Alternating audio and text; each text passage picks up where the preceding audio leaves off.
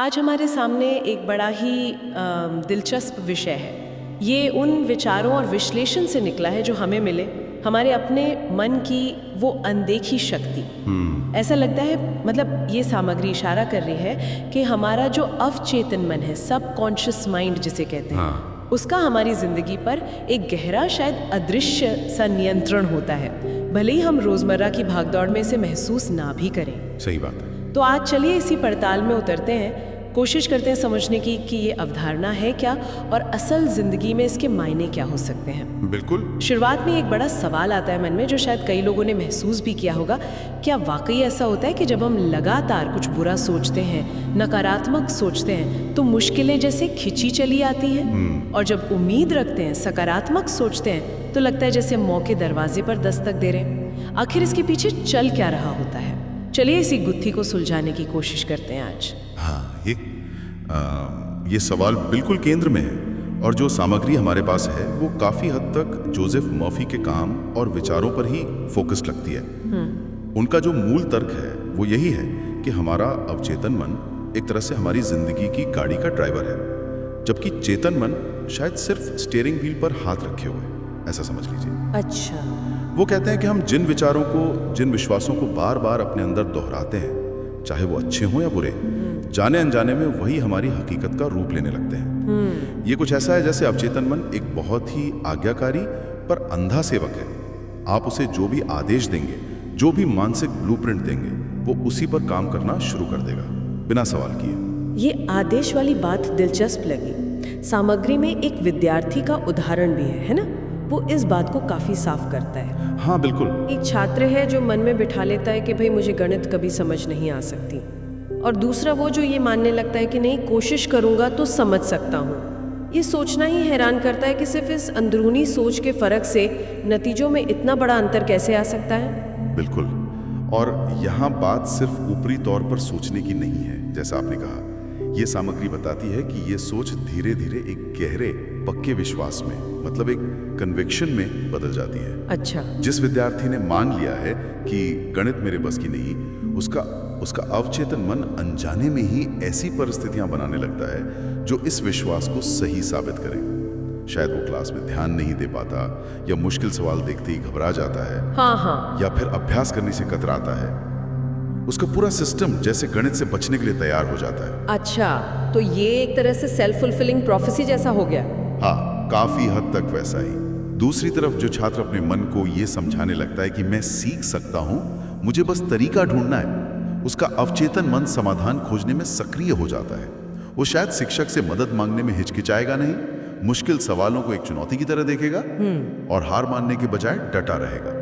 यहाँ बताया गया है कि उसका अवचेतन मन उसे उन रास्तों पर ले जा रहा है जहाँ सफलता की संभावना ज्यादा है। धीरे धीरे उसके परिणाम वाकई बेहतर होने लगते हैं। क्यों? क्योंकि उसका अंदरूनी विश्वास उसे सही दिशा में धकेल रहा है।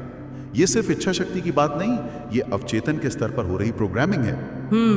यह अकादमिक बात तो समझ आती है, लेकिन इसमें विजुअलाइजेशन यानी मानसिक चित्रण का भी जिक्र है। वो एथलीट वाला उदाहरण जो रोजाना खुद को ओलंपिक मेडल जीतते हुए देखता है, पोडियम पर खड़ा है, राष्ट्रगान सुन रहा है, ये तकनीक कैसे काम करती है अवचेतन के नजरिए से? क्या ये सिर्फ मतलब सपने देखना है या कुछ और है? माफी के विचारों के अनुसार जैसा यहाँ समझाया गया, ये सिर्फ खाली सपने देखना नहीं है। जब कोई व्यक्ति अपने लक्ष्य को पूरी स्पष्टता, पूरे विवरण और सबसे जरूरी तीव्र भावना के साथ, मतलब इंटेंस इमोशन के साथ अपने मन में देखता है। भावना के साथ? अच्छा हाँ। मतलब सिर्फ तस्वीर नहीं, बल्कि उस जीत की खुशी, वो गर्व, भीड़ का शोर, शायद पदक का वजन महसूस करता है, तो अवचेतन मन के लिए यह एक वास्तविक अनुभव जैसा हो जाता है। वास्तविक अनुभव? हाँ। उसे तर्क नहीं पता, उसे ये नहीं पता कि यह अभी हुआ नहीं है। वो उस तीव्र भावनात्मक अनुभव को एक सच की तरह, एक निर्देश की तरह दर्ज कर लेता है। और फिर दर्ज करने के बाद क्या होता है? दर्ज करने के बाद अवचेतन मन व्यक्ति के व्यवहार, उसके निर्णयों, उसकी ऊर्जा और यहाँ तक कि उसकी परिस्थितियों को भी धीरे धीरे उस मानसिक चित्र के अनुरूप ढालने लगता है। अच्छा। वो व्यक्ति शायद अनजाने में ही ज्यादा मेहनत करने लगे, या सही मौके पहचानने लगे, या उन लोगों से जुड़ने लगे जो उसके लक्ष्य में सहायक हों। सामग्री का तर्क है कि इसीलिए कई सफल लोग, चाहे वो खिलाड़ी हों, कलाकार हों या व्यवसायी, वो विजुअलाइजेशन को महज एक फैंसी शब्द नहीं मानते हैं, बल्कि एक जरूरी अभ्यास मानते हैं। वे सक्रिय रूप से अपने अवचेतन को सफलता के लिए तैयार कर रहे होते हैं। यह लगता है कि वो भावनात्मक तीव्रता ही चाबी है जो अवचेतन के दरवाजे को खोलती है। वाकई ये सोचने लायक बात है कि भावनाएं इसमें कितना बड़ा रोल निभाती हैं। अच्छा, इसी से जुड़ा एक और उदाहरण था एक व्यवसायी का, जिसने अपने स्टार्टअप आइडिया पर तब भी भरोसा रखा जब शायद सब उसे कह रहे थे कि अरे ये नहीं चलेगा। यहाँ ये बात और पेचीदा हो जाती है कि कैसे सिर्फ एक अटूट विश्वास ने उसके लिए रास्ते बना दिए। अगर उसने लोगों की बातें मानकर शक करना शुरू कर दिया होता तो क्या होता? नतीजा शायद बिल्कुल उल्टा होता, अगर उसने शक को अपने ऊपर हावी होने दिया होता।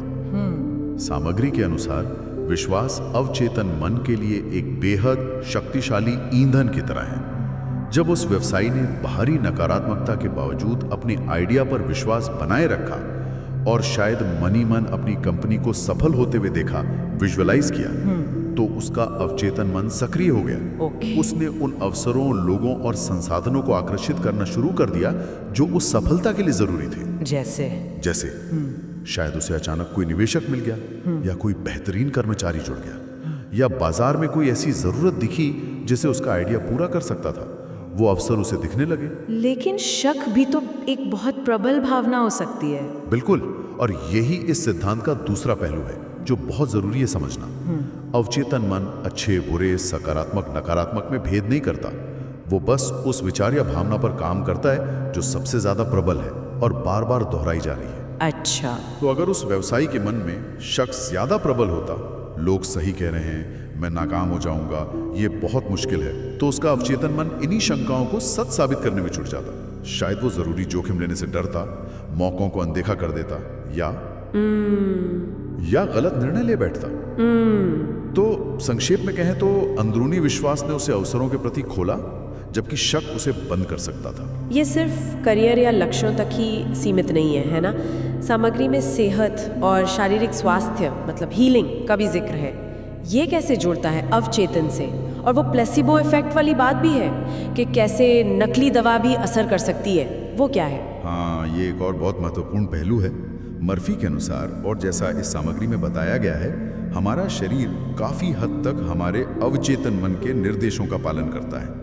अगर अवचेतन मन को यह गहरा विश्वास दिलाया जाए कि शरीर स्वस्थ हो रहा है या कोई इलाज काम कर रहा है, तो शरीर की अपनी आंतरिक उपचार प्रणालियां, जैसे हमारी प्रतिरक्षा प्रणाली, वो ज्यादा प्रभावी ढंग से काम करना शुरू कर सकती हैं। सच में? हाँ, इसलिए आजकल भी चिकित्सा जगत में ये माना जाता है कि मरीज की सकारात्मक सोच, ठीक होने की उसकी उम्मीद और इच्छा, वो वास्तव में रिकवरी की प्रक्रिया को तेज कर सकती है। और प्लेसिबो इफेक्ट इसी का एक उदाहरण है। बिल्कुल, प्लेसिबो इफेक्ट, जहां एक व्यक्ति को ऐसी गोली दी जाती है जिसमें कोई औषधीय तत्व नहीं होता, लेकिन उसे बताया जाता है कि ये बहुत असरदार दवा है, और फिर भी वो बेहतर महसूस करने लगता है। ऐसा इसलिए होता है क्योंकि उसके अवचेतन मन ने ये स्वीकार कर लिया है कि उसे मदद मिल रही है। उसका विश्वास ही शरीर में वे बदलाव लाने लगता है जो असली दवा लाती है। ये मन की शक्ति का शरीर पर सीधा प्रभाव दिखाता है। अच्छा। हालांकि इसका मतलब ये बिल्कुल नहीं कि चिकित्सा उपचार जरूरी नहीं है, बल्कि ये कि मानसिक स्थिति उपचार के प्रभाव को बढ़ा या घटा सकती है। समझ गई। तो अगर विश्वास सेहत को सुधार सकता है, तो क्या डर उसे बिगाड़ सकता है? या यूं कहें कि डर और आत्मविश्वास भी क्या इसी तरह अवचेतन द्वारा नियंत्रित होते हैं, जैसे वो पब्लिक स्पीकिंग के डर का उदाहरण था सामग्री में? हाँ, बिल्कुल उसी सिद्धांत पर। अगर कोई व्यक्ति मंच पर जाने से पहले लगातार सोचता है, मैं सब भूल जाऊंगा, लोग मुझ पर हंसेंगे, मेरी आवाज कांपेगी, तो वो अनजाने में अपने अवचेतन को इन्हीं निर्देशों से भर रहा है। अवचेतन मन इस डर को और पुख्ता करता जाता है, जिससे शारीरिक लक्षण भी प्रकट हो सकते हैं, जैसे पसीना आना, दिल तेज धड़कना। हाँ, होता है ऐसा। नतीजा, उसका आत्मविश्वास गिर जाता है, और शायद मंच पर वही होता है जिसका उसे डर था। तो क्या इसका कोई तोड़ है?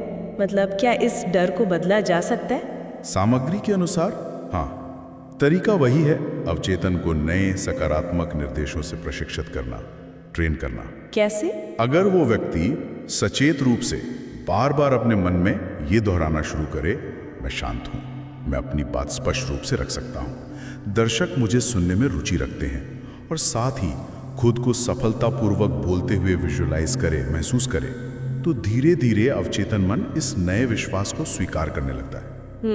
जब ये नया सकारात्मक विश्वास पुराने डर से ज्यादा मजबूत हो जाता है तो डर का प्रभाव अपने आप कम होने लगता है। मूल बात वही है, हम अपने अवचेतन बगीचे में जो बीज बोएंगे, डर का या भरोसे का, फसल उसी की उगेगी। इस सामग्री को लिखने वाले ने अपना एक निजी अनुभव भी साझा किया है जो काफ़ी सोचने पर मजबूर करता है। उन्हें जोसेफ मर्फी की किताब the power of your subconscious mind पढ़कर यह एहसास हुआ कि हम असल में खुद ही अपने सबसे बड़े दोस्त हैं और अपने ही सबसे बड़े दुश्मन भी। ये तो काफी गहरी बात लगती है। हाँ, ये शायद पूरी चर्चा का सार है, एसेंस है। अगर हम अपने अवचेतन को लगातार पुरानी नाकामियों, भविष्य की चिंताओं, दूसरों की नकारात्मक बातों और अपने ही पैदा किए हुए डरों से भरते रहते हैं तो हम अनजाने में अपनी ही प्रगति में बाधा डाल रहे होते हैं। हमारा अवचेतन मन जो हमारी मदद कर सकता था वही हमें पीछे खींचने लगता है। बिल्कुल। इसके विपरीत अगर हम सचेत रूप से उसे सकारात्मक विश्वास, उम्मीद, कृतज्ञता, साहस और अपने लक्ष्यों की स्पष्ट मानसिक तस्वीरों से सींचते हैं, पोषित करते हैं, तो वही अवचेतन मन हमारी सबसे बड़ी ताकत बन जाता है। वो हमें समाधान सुझाता है, मुश्किलों से लड़ने की हिम्मत देता है और उन अवसरों को पहचानने में मदद करता है जिन्हें हम शायद पहले देख ही नहीं पाते। लेकिन क्या ये सब थोड़ा ज्यादा चमत्कारी सा नहीं लगता? क्या वाकई सिर्फ सोचने भर से सब बदल सकता है? कई लोग ऐसा सोच सकते हैं। हाँ, ये एक वाजिब सवाल है और ये सामग्री भी मानती है कि किताब में दिए गए कुछ उदाहरण शायद अतिरंजित या बहुत नाटकीय लग सकते हैं, लेकिन यहाँ मूल सिद्धांत पर गौर करना जरूरी है कि हमारे गहरे प्रबल विचार और विश्वास हमारी भावनाओं को, हमारे व्यवहार को और अंततः हमारी परिस्थितियों को प्रभावित करते हैं। ये विचार अब मनोविज्ञान और न्यूरोसाइंस के क्षेत्रों में भी काफी हद तक स्वीकार किया जाता है। भले ही इसकी व्याख्या थोड़ी अलग हो, तो इसे चमत्कार की तरह देखने के बजाय शायद इसे मन के काम करने के एक तरीके की तरह देखना ज्यादा उपयोगी हो सकता है। सही है। तो फिर ये जानकारी, ये पूरी अवधारणा जो इस सामग्री में दी गई है, ये किन लोगों के लिए सबसे ज्यादा प्रासंगिक या फायदेमंद हो सकती है? देखिए, यहाँ स्पष्ट रूप से कहा गया है कि ये उन सभी के लिए उपयोगी हो सकती है जो महसूस करते हैं कि वे जीवन में कहीं अटक गए हैं, प्रगति नहीं कर पा रहे, स्टक महसूस कर रहे हैं। हाँ, जिनके मन में मैं ये नहीं कर सकता या मेरे साथ ही ऐसा क्यों होता है जैसे विचार घर कर गए हैं। जी। जिनका आत्मविश्वास कम है या जो अपने लक्ष्यों को लेकर स्पष्ट नहीं है और दिशाहीन महसूस कर रहे हैं। अच्छा। चाहे वो छात्र हों जो पढ़ाई में संघर्ष कर रहे हों या पेशेवर हों जो करियर में आगे बढ़ना चाहते हों या कोई भी आम इंसान जो अपने जीवन में सकारात्मक बदलाव लाना चाहता हो। ये सामग्री एक अलग नजरिया पेश करती है कि शायद बदलाव की शुरुआत बाहरी परिस्थितियों को कोसने के बजाय अपने अंदरूनी विचारों और विश्वासों को बदलने से होती है। यानी कि नियंत्रण अपने हाथ में लेना, बाहरी चीजों को दोष देने के बजाय, है ना? हाँ, कुछ ऐसा ही। अंतिम विचार जो यहाँ उभरता है वो काफी सशक्त है। अपने अवचेतन मन को समझना और उसे साधना एक तरह से अपनी नियति को अपने हाथों में लेने जैसा है। ये खुद को जानने और अपनी क्षमता को उजागर करने का एक तरीका हो सकता है। आज हमने इस सामग्री के माध्यम से अवचेतन मन की इस दिलचस्प दुनिया में झांकने की कोशिश की। जो एक मुख्य बात बार बार सामने आई वो ये कि हमारे गहरे बैठे विश्वास और बार बार आने वाले विचार बिल्कुल नहीं, बल्कि ये हमारी जिंदगी की पटकथा लिखने में एक अहम भूमिका निभाते हैं। हमने देखा कि इसका असर पढ़ाई से लेकर करियर, सेहत से लेकर हमारे डर और आत्मविश्वास तक जीवन के लगभग हर पहलू पर पड़ सकता है। बिल्कुल। और शायद सबसे बड़ा सबक ये है कि बदलाव की कुंजी अक्सर बाहर नहीं बल्कि हमारे अंदर ही होती है। हमारे नजरिए में, हमारे विश्वासों में हम दुनिया को वैसी देखते हैं जैसे हम अंदर से होते हैं, है ना? हाँ। इस पूरी बातचीत के बाद शायद एक सवाल अपने आप से पूछने लायक है। आज वो कौन सा एक छोटा सा सकारात्मक विश्वास है जिसे कोई व्यक्ति जानबूझकर सचेत रूप से अपने मन में बोना शुरू कर सकता है ताकि उसका अवचेतन मन उस पर काम करना शुरू कर सके? मतलब ये शुरुआत कहाँ से की जा सकती है? वाकई एक बहुत ही महत्वपूर्ण सवाल जिस पर सोचने से शायद कुछ नए रास्ते खुले।